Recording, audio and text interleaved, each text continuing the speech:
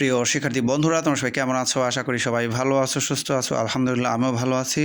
বন্ধুরা, আজিম learning point YouTube চ্যানেলের পক্ষ থেকে তোমাদের সবাইকে আবারও একটা সাধারণ জ্ঞানের ক্লাসে স্বাগত। বন্ধুরা, আজকের এই ক্লাসে আমি তোমাদেরকে 5টি সাধারণ জ্ঞান প্রশ্নের উত্তর শেখানোর চেষ্টা করব। ছোট্ট এই ক্লাসটি অবশ্যই মন দিয়ে করবে। চলে যাচ্ছি মূল পড়া দিকে। আমাদের 1 নম্বর প্রশ্ন হচ্ছে, বাংলাদেশের আয়তন কত? বন্ধুরা, এই প্রশ্নের উত্তরটা কী হবে চলো শিখে ফেলি। বাংলাদেশের আয়তন 1,47,570 বর্গ কিলোমিটার। বর্তমানে বাংলাদেশের আয়তন বৃদ্ধি পেয়েছে। এরপর বাংলাদেশের জাতীয় পতাকার রং কী? বাংলাদেশের জাতীয় পতাকার রং গাঢ় সবুজের মাঝে লাল বৃত্ত। বাংলাদেশে মোট কয়টি বিভাগ রয়েছে?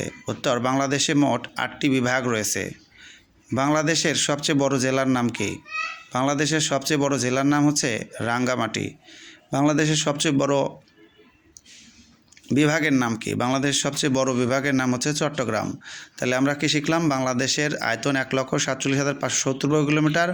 বাংলাদেশের জাতীয় পতাকার রং গাঢ় সবুজের মাঝে লাল বৃত্ত। বাংলাদেশের মোট বিভাগ রয়েছে 8টি। বাংলাদেশের সবচেয়ে বড় জেলার নাম রাঙ্গামাটি।